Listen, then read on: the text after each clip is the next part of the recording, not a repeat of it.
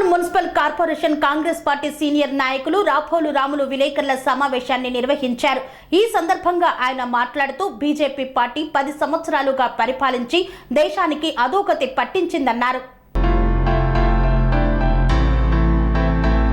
మేడ్చల్ జిల్లా Boduppal municipal corporation లో Congress party senior నాయకులు మరియు బోడుప్పల్ ఫెడరేషన్ చైర్మన్ రాపోలు రాములు తన కార్యాలయంలో ప్రెస్ మీట్ పెట్టి కేంద్రంలో బీజేపీ పార్టీ 10 సంవత్సరాలు భారతదేశాన్ని పాలించి దేశానికి అరాచక పాలన మరియు ప్రజలలో మత విభేదాలు తప్ప ఏ పని కూడా చేయలేదన్నారు.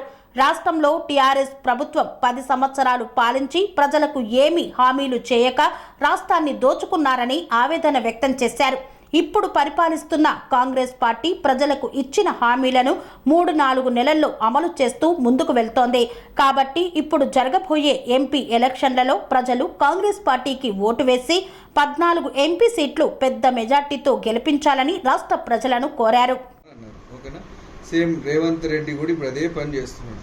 చాలా మంది మంత్రులు ఆల్రెడీ బీఆర్ఎస్లో ఉన్న దొంగలందరూ వచ్చి ఇలా చేరుతున్నారు. మీ పార్టీ వాళ్ళు కూడా అన్నారు, ఇంతకుముందు విమర్శించిన వాళ్ళు ఇప్పుడు వాళ్ళకి ఎంపీ సీట్లు ఇచ్చారు, ఎమ్మెల్యే సీట్లు ఇస్తున్నారు, అందరూ లాక్కొని మీ దాంట్లో తెచ్చుకుంటున్నారు. ఇప్పుడు వాళ్ళ మీద ఎలాంటి చర్యలు ఉండవా? వాళ్ళు కూడా పవిత్రులు అయినట్టేనా? వాళ్ళు ముగ్గురు వ్యక్తులు ఇక్కడ వచ్చింది, ముగ్గురు టికెట్లు ఇచ్చింది. మీరు చెప్పారు రంజిత్ రెడ్డి, సునీతా మహేందర్ రెడ్డి, దానం నాని. వీళ్ళ మీద ఏం క్రిమినల్ కేసులు ఉన్నాయి? ఏం క్రిమినల్ కేసులు ఉన్నాయి? భూ కబ్జా కేసులు ఉన్నాయండి. ఎవరి మీద ఉన్నాయి? మన రంజిత్ రెడ్డి మీద ఉన్నాయండి. రంజిత్ రెడ్డి మీద ఉంటే ఎక్కడ మాకు ఆధారాలు ఎక్కడ లేవు కదా. ఏదో అన్నంత మాత్రం కాదు. మీరు అన్నట్టు ఆయన కూడా 100 కోట్ల ఆస్తులు కాపాడుకోవడానికి ఆస్తులు ఉన్నాయి చెప్తున్నారు కదా. ఆస్తులు నువ్వు విశ్వేశ్వరరెడ్డి కూడా ఉన్నాయి. 4,000 కోట్ల రూపాయలు మన అఫిడవిట్ చూపించాయి. హైయెస్ట్ 4,000 కోట్లు పై చిలుకున్న విశ్వేశ్వరరెడ్డి. సొంత ఆస్తులు కలిగి ఉండడము ఆస్తులు నేరం కాదు, కానీ అక్రమంగా పేదలను హింసించి లేకపోతే మిగతా వారిని కొట్టి తరిమి కబ్జాలు చేసి సంపాదిస్తే అది నేరం. దళితుల భూములు పేదల భూములు లాక్కుంటే నేరం కింద. దానం నాగేంద్ర మీద ఏదో ఉంది, అది కూడా క్లియర్ అయితేనే క్లియర్ అయ్యింది. క్లియర్ అయ్యి క్లీన్ చిట్ వచ్చిన తర్వాతనే ఎంపీకి అర్హుడైంది. ఎమ్మెల్యేగా ఇదే లేకపోతే డిస్క్వాలిఫై. కాంగ్రెస్ లో ఉన్న వాళ్ళందరూ పవిత్ర అంతా జెన్యూన్ అంటారు. ఇప్పుడు ఏదైతే రాహుల్ గాంధీ నాకు ప్రధానము, ఇవన్నీ చెత్త వస్తుంది పోతుంది అవన్నీ లెక్క కాదు, చెత్త కాదు. సరే అది ఒక్క పరిపాలన అనుభవంలో తీసుకొని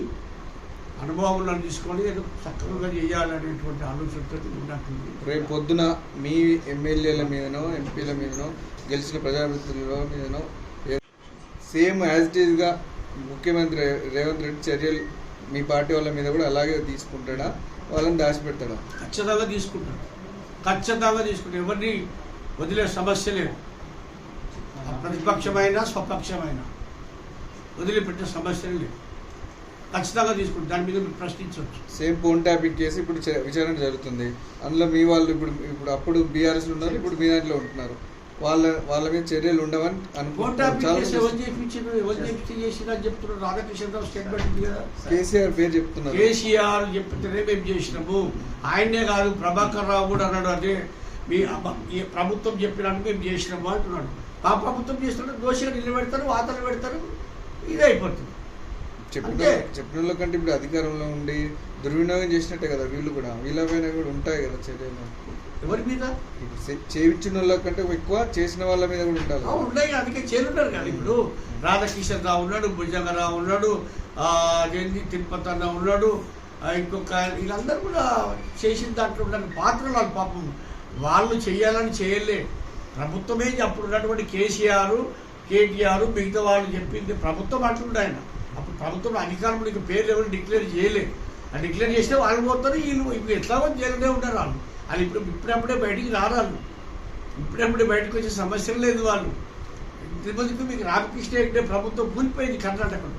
ఫోన్ ట్యాపింగ్ కేసులునే వీళ్ళకి శిక్షలు పడతాయి. వీళ్ళకి ఎవరు చెప్తారో ఆదేశాలు ఇచ్చారో రేపు ప్రభాకర్ రావు వచ్చిన తర్వాత ప్రభాకర్ రావు బయట పెడతాడు, పేర్లు బయట పెడతారా, లేకపోతే ఆయన అతన్ని అక్కడనే మరి మన చేపించి చంపిస్తాడా కేసీఆర్, నాకు అర్థమైతలేదు. కానీ అది కూడా ప్రమాదం ఉంది.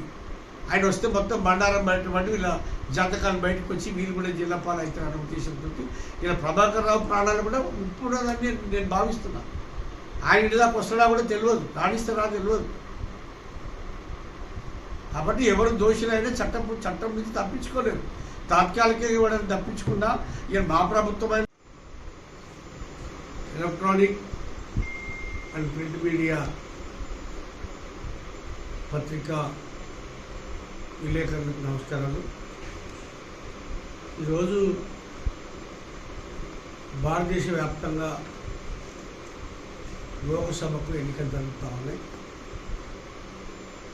ఈ సందర్భంగా తెలంగాణలో కూడా ఈ నెల 13వ తారీఖు నాడు మే 13వ తారీఖున ఎన్నికలు జరుగుతాయి. ఈ సందర్భంగా బీఆర్ఎస్, బీజేపీ అండ్ కాంగ్రెస్ అభ్యర్థులు పోటీలో ఉన్నారు. ఇక బీఆర్ఎస్ విషయానికైతే మీకు అందరికీ తెలుసు, 10 సంవత్సరాలు బీఆర్ఎస్కి అవకాశం ఇస్తే వాళ్ళందరూ కూడా ప్రజల సంక్షేమాన్ని మర్చిపోయి తాత్కాలిక పథకాలు ఏదో వాళ్ళ ముందు పెట్టి వాళ్ళకి ఇచ్చిన వాగ్దానాలు ఒక్కటి కూడా నెరవేర్చకుండా ప్రజలు మోసం చేసిన పార్టీ బీఆర్ఎస్ పార్టీ, దాని ముఖ్యమంత్రి చంద్రశేఖర్ రావు. మీకు అందరు తెలుసు, కేసీఆర్ గారు ఒక అబద్ధాన్ని కూడా ఎంత గట్టిగా మాట్లాడుతాడో, ఎంత నిజమే అన్నట్టుగా పబ్లిక్ను మోసం చేసే దాంట్లో దిట్ట. నేను దళితున్నే ముఖ్యమంత్రి చేస్తా, లేకపోయినా తలకాయని అనుకుంటా అన్నాడు. ఇది ఎంతవరకు నిజమైంది, లేకపోతే ఆయన తలని అనుకున్నాడా, దళితుని ముఖ్యమంత్రి చేసిండా, ప్రజలు ఆలోచించాలి.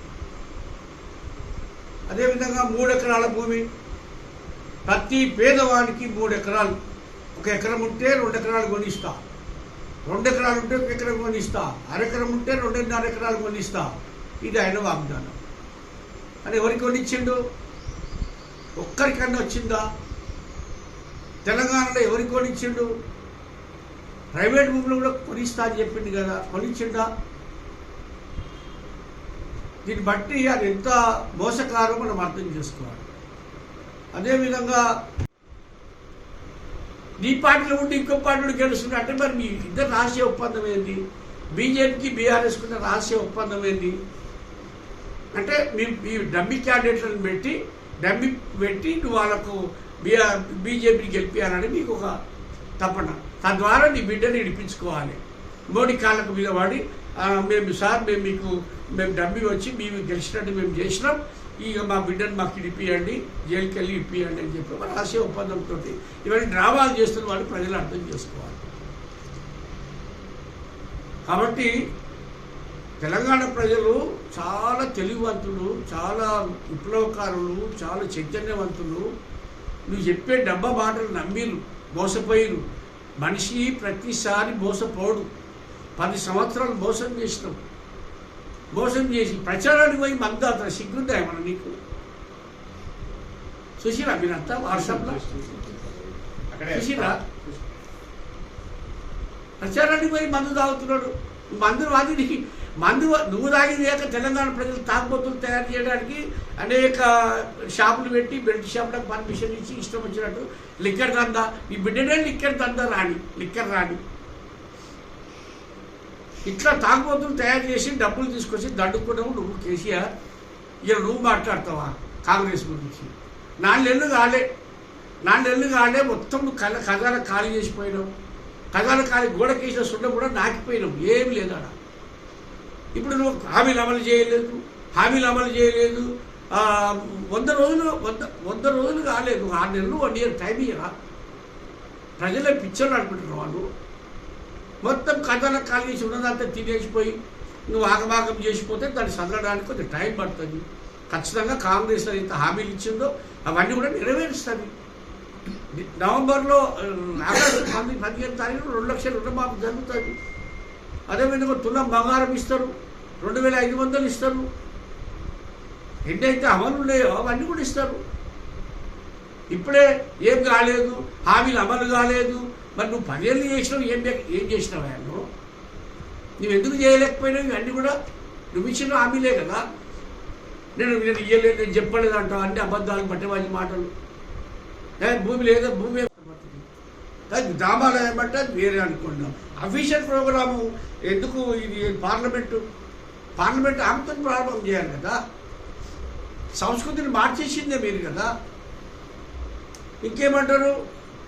మేము బాబాసాహెబ్ అంబేద్కర్ విగ్రహాలు అది మోడీ భారత రాజ్యాంగాన్ని మారుస్తామని చెప్పి ముగ్గురు ఎంపీలు చెప్పారు. ఒకటి అనంత కుమార్ హెగ్డే ఫ్రమ్ కర్ణాటక, 2 లల్లు సింగ్ అయోధ్య ఎంపీ, 3 నాగ్పూర్ నుంచి జ్యోతి సిద్ధు.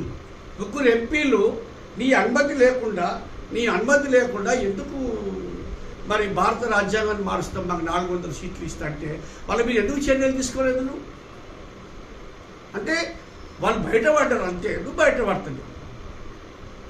మళ్ళీ ఏమంటాడు యోగి, మీ ముఖ్యమంత్రి యోగి ఏమంటాడు? నేను ప్రధానమంత్రి అయితే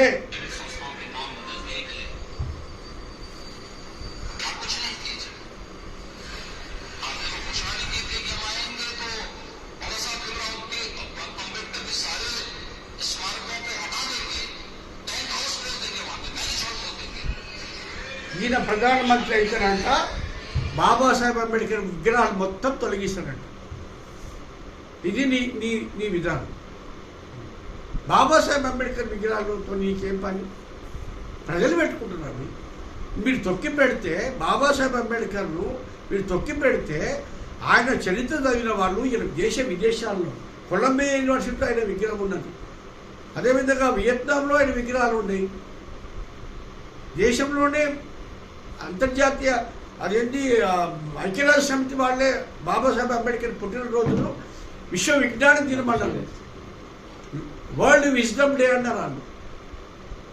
ఎందుకంటే నాకు తెలివి తక్కువ. బాబాసాహెబ్ అంబేద్కర్ విగ్రహాలు ఉంటే మీకేం బాధ? సోప్ తీసేస్తాడంటే ఆయన. అదేవిధంగా కొత్త రాజ్యాంగం చేస్తావు. ఎందుకు కొత్త రాజ్యాంగం చేస్తావు?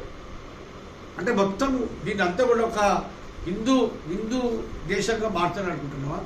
ఒక ఆయన కలిస్తానంటాడు, ఒక ఆయన ఎట్లా ఇవ్వాలి ఇష్టం వచ్చినట్టు వాళ్ళు మార్చుకుంటూ పోతే ఈ దేశం మీ సొత్తా, మీ జాగీరా, మీ ఒక్కరిదా? బీజేపీ వాళ్ళదేనా? రాముడు మీ ఒక్కరి దేవుడేనా? బీజేపీలో దేవుడా రాముడు? అందరికి దేవుడు కాదా?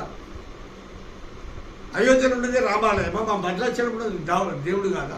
కాబట్టి నేను ఈ సందర్భంగా మీడియా ద్వారా తెలంగాణ ప్రజలకి తెలియజేస్తున్నది ఏంటంటే ఖచ్చితంగా కాంగ్రెస్ పార్టీని ఆదరించండి.